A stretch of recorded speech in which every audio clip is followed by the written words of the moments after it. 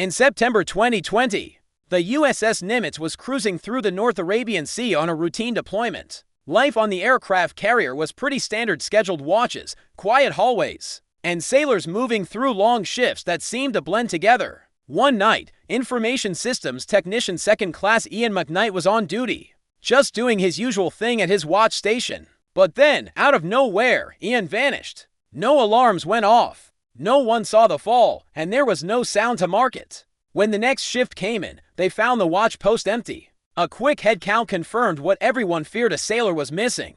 The Navy calls this a silent overboard. Without a clear time or place, searching becomes a guessing game, relying on currents, wind, and precious hours already lost. In no time, the search area had expanded, making it even tougher to find him. The USS Nimitz and USS Princeton spent 48 hours searching the waters, launching aircraft and running radar scans non-stop, but the ocean just wouldn't give up any clues. It's wild to think about that 60-foot drop, but the real kicker is the speed. By the time a sailor hits the water from the flight deck, they're plummeting at about 40 to 45 miles per hour. That's a whole different level of danger, right? At 60 miles per hour, 1 second you're standing on solid steel, and the next, you're crashing into water like concrete. It takes your breath away and leaves you totally disoriented. At that speed, the ocean isn't just water, it's like hitting a wall. If you dive in with your toes pointed, you might just end up with broken ankles. But if you hit flat, the water slams into you with such force that it can really mess you up. Yikes! The moment you hit that icy 40°C water, your body doesn't just float, it panics. There's no time to think or brace yourself. Your chest bursts open in a gasp, and if your face is underwater, water floods in instead of air. That split second can change everything. It's like your nervous system takes over, and you're left with no control at all. Seriously, it's a wild and terrifying ride. At that point, staying afloat isn't about willpower anymore. It's about whether the body can still obey the brain. When the call man overboard is finally passed, the ship doesn't stop in place. An aircraft carrier weighs close to 100,000 tons, and all that mass carries forward no matter what the engines do. Even with full reverse power, the ship continues moving for miles, pushing water aside as if nothing even changed. On the bridge, the focus shifts to bringing the ship back without adding new risks. The helm orders a Williamson turn. That's a maneuver designed to reverse course while keeping the sailor clear of the ship's propellers. The rudder is turned hard toward the side the sailor went over, steering the stern away from the water where they are believed to be. After the carrier reaches roughly 60 off its original heading, the rudder is thrown hard in the opposite direction and the ship begins to arc back along the same path it just traveled. The churned water of its wake becomes a rough reference point, one of the few visible signs of where a person might still be. As the ship turns, an MH-60C Hawk helicopter lifts off from the flight deck. Crews from squadrons like the Saberhawks or the Golden Falcons head straight toward the last known position. They fly low and slow, music eyes fixed on the surface, searching for movement, color change, or anything that doesn't belong in the open water. When something is spotted, the helicopter hovers and a rescue swimmer is lowered into the sea. For the sailor in the water, that swimmer is more than just a pair of hands. Many survivors later describe the same moment. Seeing the fins touch the surface, hearing the rotor overhead, realizing someone has found them, the body begins to settle. Breathing steadies. Panic slowly loosens its grip.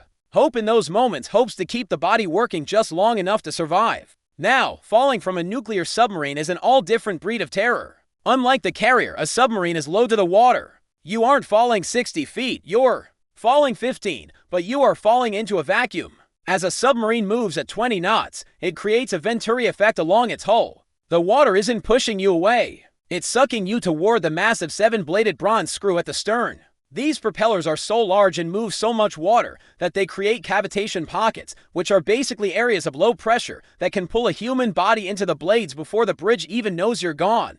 Submarines also face the visibility crisis. A sub is black, matte, and designed to be invisible. So when it turns around to find you, it has no high-perch lookouts. It is searching from the water line. If the swells are just 3 feet high, a human head becomes impossible to see. This is why submariners often wear strobe lights on their gear. A tiny flickering LED is the only thing that separates a rescue from a permanent disappearance. The Navy doesn't rely on improvised methods during a rescue. When sea conditions make a helicopter hoist unsafe, a rigid hull inflatable boat or RHIB is deployed instead. Designed to operate in rough water, it stays low, fast, and maneuverable, allowing crews to approach the search area with precision. Powered by twin diesel engines, an RHIB can reach speeds of up to 40 knots. Its crew is trained to recover a sailor without fully stopping the boat using a practice scoop maneuver that depends on tight coordination between the driver and the crew member positioned to make the grab. What happens if the sailor isn't on the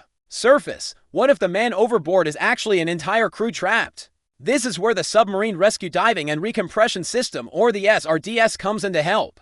It's not just a diving bell. It is a pressurized flyaway system that can be loaded onto a civilian vessel of opportunity within hours. The system uses the Pressurized Rescue Module, or PRM, nicknamed Falcon. It is a tethered remotely operated vehicle that swims down to a sunken sub. It mates with the escape hatch, creating a watertight seal. It can pull 16 sailors out at a time from depths of up to 2,000 feet where the pressure would crush a human, like a soda can. But the rescue doesn't end when they reach the surface. These sailors have been under high pressure. If you just open the door, their blood will boil with nitrogen bubbles. With that, the SRDS includes a transfer under pressure system, allowing the sailors to move directly from the rescue sub into a decompression chamber without ever touching the outside air. So, every tool, every procedure, and every trained crew member works together to rescue sailors in situations where normal methods would fail.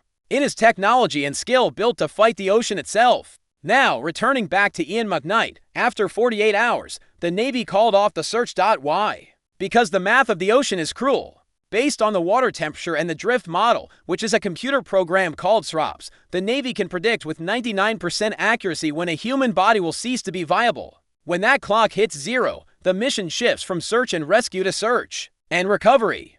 The Navy doesn't stop because they want to. They stop because the ocean has already won. It's a moment of profound silence on the ship, when the all-clear is finally given, but the sailor isn't back on board. It is a paradox of naval service that calm seas are often the most dangerous. In heavy waves, sailors stay alert, tethered to safety lines and wearing a flotation gear. In smooth mirror-like water, however, complacency sets in. Analysis of 50 years of Navy man overboard reports shows that 90% of fatalities happen in calm conditions. On a carrier, a sailor might lean over a catwalk or step near the edge, believing the deck is safe. They slip. There is no crash of waves to mark the fall and no immediate alarm. By the time the incident is noticed, the search area can expand from a few square miles to a zone larger than Rhode Island, making rescue exponentially more difficult. Modern systems like the Submarine Rescue Diving Recompression System didn't appear overnight. They were born out of tragedy. In 1963, the USS Thresher imploded at 1,300 feet,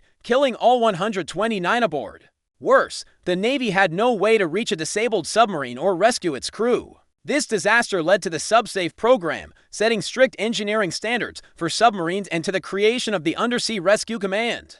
Its roots go even further back to the 1939 USS Squally's rescue when divers using the primitive Mac and rescue bell hauled 33 men from the ocean floor in freezing pitch-black conditions. Today, ROVs with cameras and hydraulic arms perform similar rescues in minutes. Tasks that once took rescuers hours of life-threatening effort. When the SROPS, or Search and Rescue Optimal Planning System computer, indicates that probability of survival has dropped below 1%, the tone of the ship changes and the constant roar of helicopter rotors dies down. The lookout watches are secured.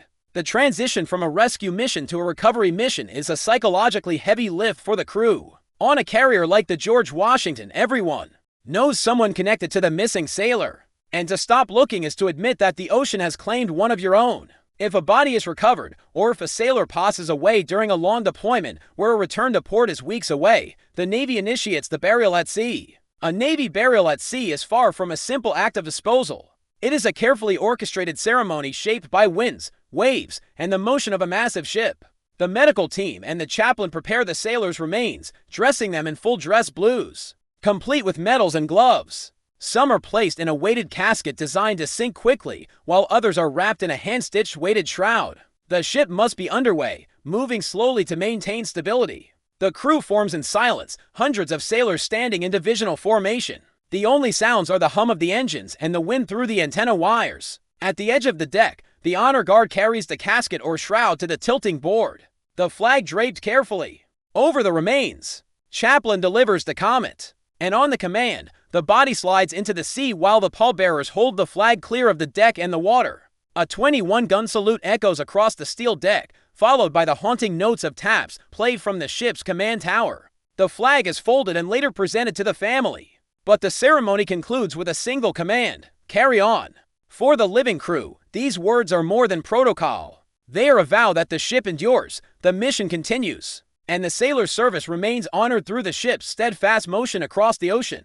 So, if you still think, why does the U.S. Navy spend millions of dollars in fuel, flight hours, and satellite time just to find a lost sailor? It's because of the sacred contract. When a young man or woman signs their name to serve on a nuclear-powered warship, they are moving into a world where self is secondary to the ship.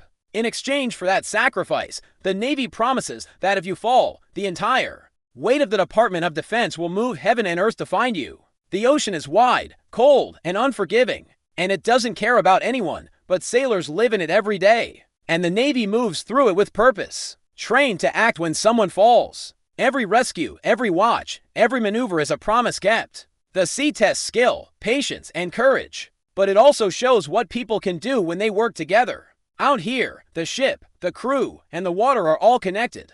The Navy honors. Next time you spot a photo of an aircraft carrier, don't just focus on the fighter jets or the huge radar dishes. Check out the catwalks and the sailors standing watch on the Vulture's row. They're fully aware that below them is a deep abyss that has swallowed 72% of those who've fallen in. That 60-foot drop.